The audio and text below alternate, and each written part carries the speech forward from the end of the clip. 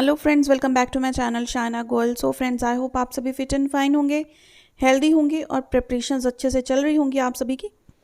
So friends, CDP की जो previous year questions हैं वो सीरीज़ में आपके साथ कंटिन्यू करने वाली हूँ। 3 प्रीवियस ईयर जो पेपर्स हैं पीएस टेट के सीडीपी के, वो मैं ऑलरेडी डिस्कस कर चुकी हूँ। So this is part 4 of child development and pedagogy, या फिर पंजाबी तुसी इहनूं बाल विकास भी कह सकते हो। सो फ्रेंड्स, वीडियो स्टार्ट करने से पहले अगर आप मेरे चैनल पर नए हैं तो इसे कर लीजिए subscribe. Subscription is totally free और क्लिक कर द बेल आइकन पर to get notifications of my latest upload. So now starting with question number 1। A period during which little conscious thought is applied to a problem may be a period of incubation, ਜਿਹਨੂੰ ਆਪਾਂ ਕੀ ਕਹਿੰਦੇ ਆ, incubation. Next question, which of the following aspects was not stressed by Gestalt psychologist that was field of operation?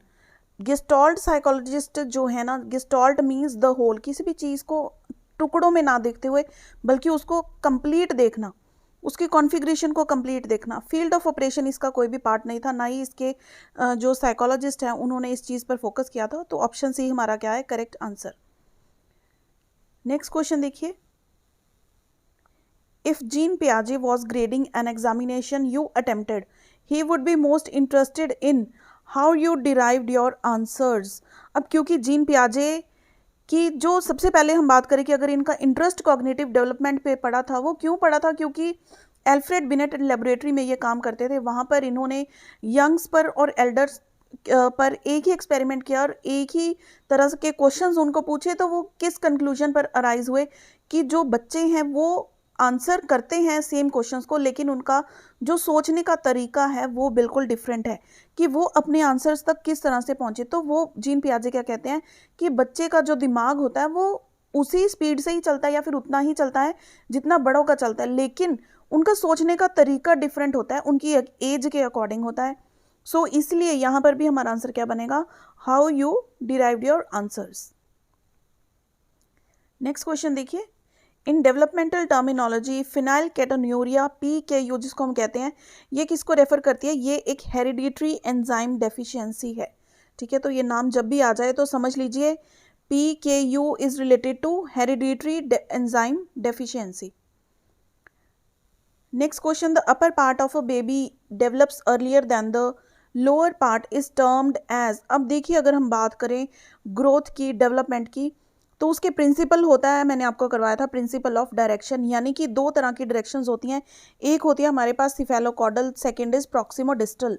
ठीक है, तो अगर हम top to bottom की बात करें तो वो क्या होगी, सिफेलोकॉडल। सी से आप ये समझ सकते हैं कि सर से लेके पैर तक। ठीक है, सिफेलो सर, तो टॉप टू बॉटम या फिर upper part two lower part, ये चीज़ अगर हम बात करें ना तो वो क्या होगी, cephalocaudal.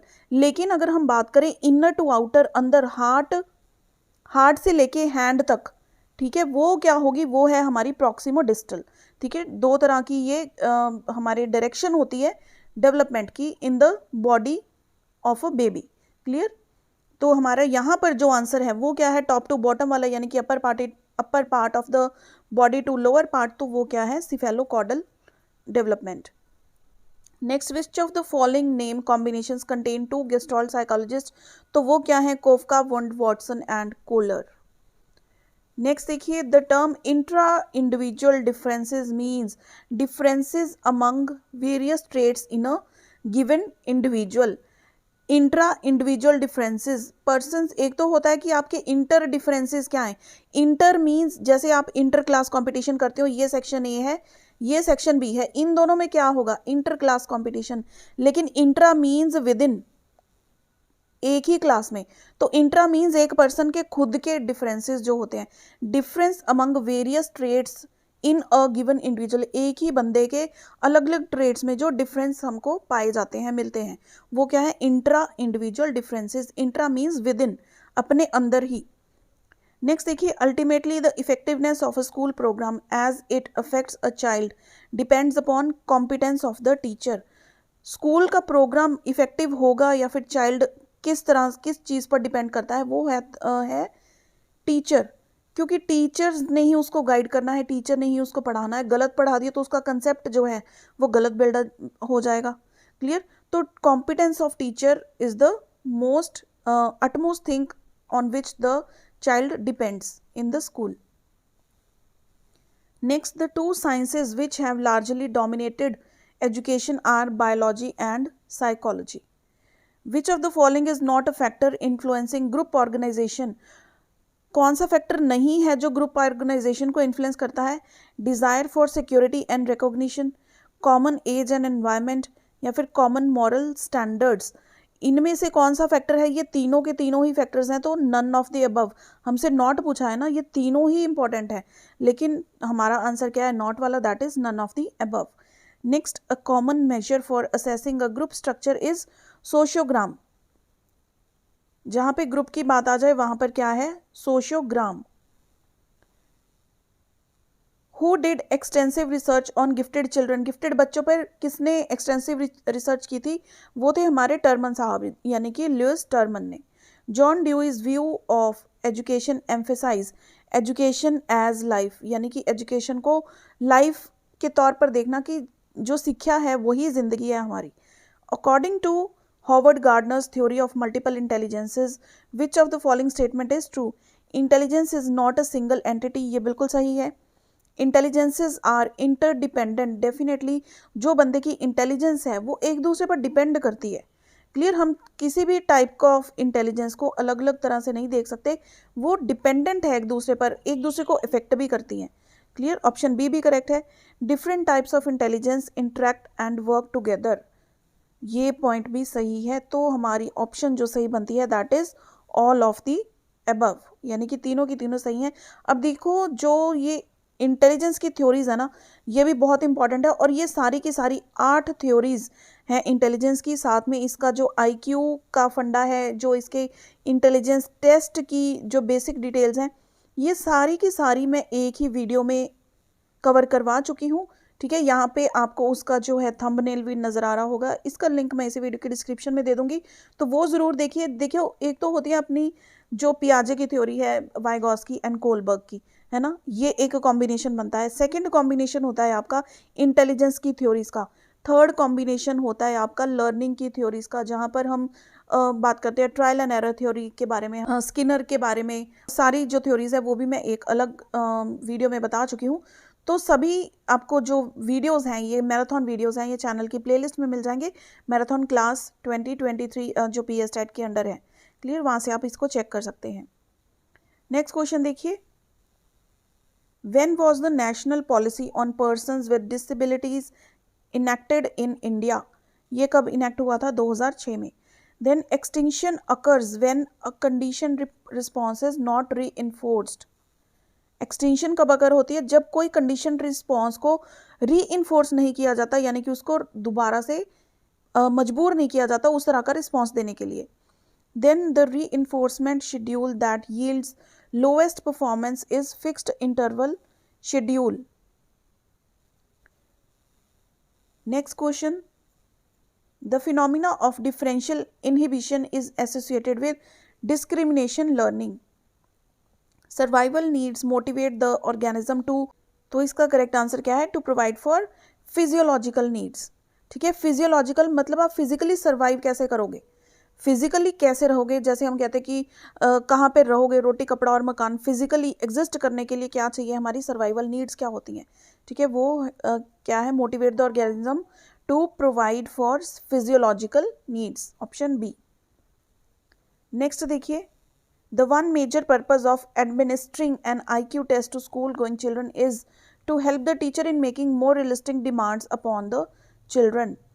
Two boys have an IQ of 120. It can be concluded that 120 IQ वाला बंदा कौन सा होगा? The boys are equal in the mental age. क्या ये ज़रूरी है? बिल्कुल भी ज़रूरी नहीं है। Parents of both boys are of above average intelligence, ये भी कोई ज़रूरी नहीं है। Both boys would be successful in academic performance, ये भी कोई ज़रूरी नहीं है, क्योंकि जो 120 वाला बंदा है ना, वो हम कहते हैं क्या होता है? गिफ्टेड चिल्ड्रन होते हैं, gifted children.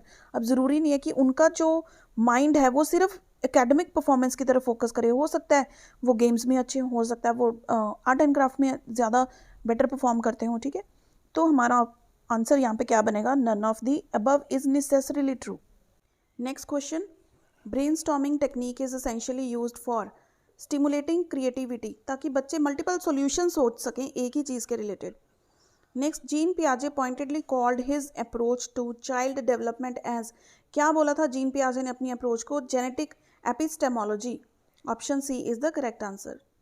Next, which of the following adjectives best describes good discipline? Good discipline को सबसे बेहतर तरीके से क्या चीज़ एक्सप्लेन करती है? That is development. अब देखिए डेवलपमेंट क्या है, ये ऑनगोइंग प्रोसेस है। जन्म से लेके मृत्यु तक हम कहते हैं कि फ्रॉम वॉर्म टू टॉम, जब हम जन्म लेते हैं तभी हमारी डेवलपमेंट स्टार्ट हो जाती है, और जब तक हम इस दुनिया में हैं हम कोई ना कोई चीज़ें सीखते हैं, नई नई हमारे में फिजिकली चेंजेस आते हैं, मेंटली हम चेंज होते हैं, सोशली, इमोशनली, ये सारी क्या है? डेवलपमेंट का ही पार्ट है। क्लियर? नेक्स्ट देखिए, an adolescents attempt to emancipate himself from parental control and supervision is generally symptomatic of the normal course of growing up. Next, the quote child is father of the man reflects the emphasis of which of the following? किसका emphasis ये reflect करता है? That is Sigmund Freud का। Next question, who is the author of the book Mind in Society? ये book किसने लिखी है? author कौन है इसके? That is Levi Gotsky। Option C। Next question, who wrote the book moral judgment of the child? ये लिखी है जीन पियाजे ने। नेक्स्ट देखिए, intelligence is usually defined by a operational definition. Option B. And the last question of this session is William Wundt establish the first psychology laboratory in the university of Leipzig.